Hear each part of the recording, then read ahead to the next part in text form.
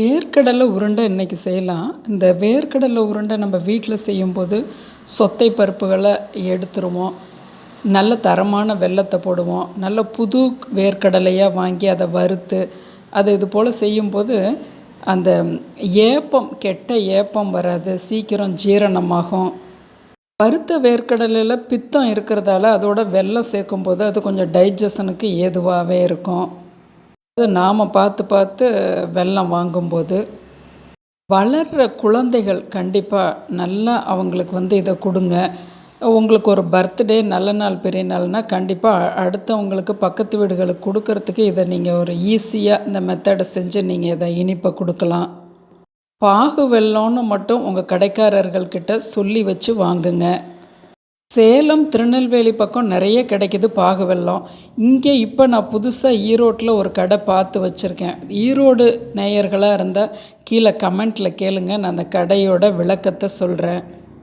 பாகு வெல்லம் வாங்கிட்டிங்கன்னா எவ்வளவு கம்மியான குவான்டிட்டி கூட நீங்கள் செய்துக்கலாம். வாங்க, வேர்க்கடலை உருண்டை ரொம்ப டேஸ்ட்டாக கரகர முறுமுறுன்னு அருமையாக செய்யலாம் வீட்டிலையே, எந்த கெமிக்கலுமே இல்லாமல்.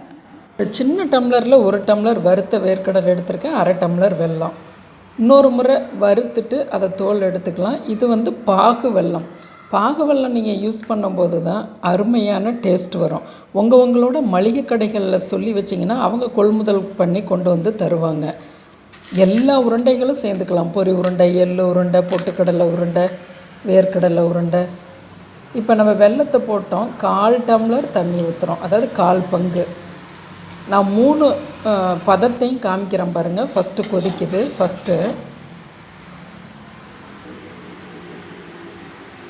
இது 2வது பதம், இது 3வது பதம், அடுத்தது 4வது பதம், இதுதான் 4. நுரைச்சி வருது. இப்போ நம்ம தண்ணியில் கொஞ்சமாக விட்டு பார்க்குறோம்.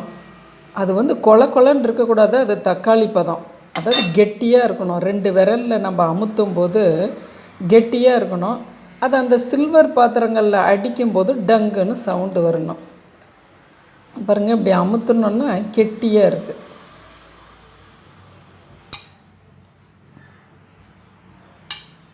இப்போ சுவிட்ச் ஆஃப் பண்ணிடலாம்.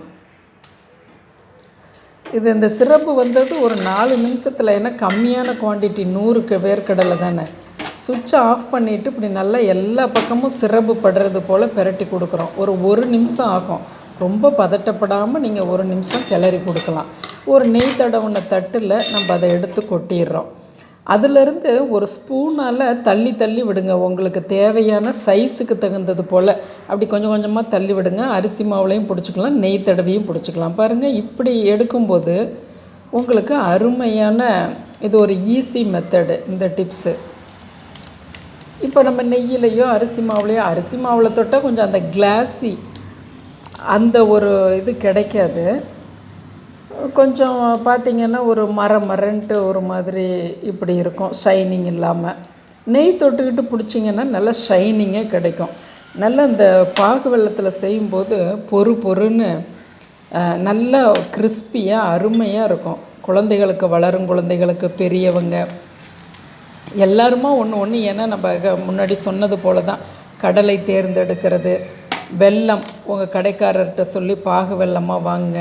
நம்ம கேட்கும்போது தான், நுகர்வோர் கேட்கும்போது தான் கடைக்காரங்களுக்கு நமக்கு என்ன தேவைங்கிறது பிடிப்படாது. ஒரு 10 கஸ்டமர் நீங்கள் சேர்ந்திங்கன்னா ஒரு கடைக்காரங்க வாங்கிட்டு வந்து வைப்பாங்க. இதை நீங்கள் ஃப்ரிட்ஜுள்ள ஸ்டோர் பண்ணிக்கணும். வெல்லத்தை ஸ்டோர் பண்ணிக்கிட்டிங்கன்னா 3 மாதத்துக்கு நம்ம எல்லா வகைகளுக்குமே யூஸ் பண்ணிக்கலாம். ஏன்னா நம்ம நார்மல் வெல்லத்துக்கும் கொஞ்சம் முந்தின ஸ்டேஜில் அதை எடுக்கணும், அந்த பாகு வெல்லங்கிறது. அதனால் ரொம்ப நாள் வச்சுருந்தா புளிச்சு போயிடும். நம்ம தேவைக்கு தகுந்த மாதிரி கடைக்காரங்க கொள்முதல் பண்ணிக்குவாங்க.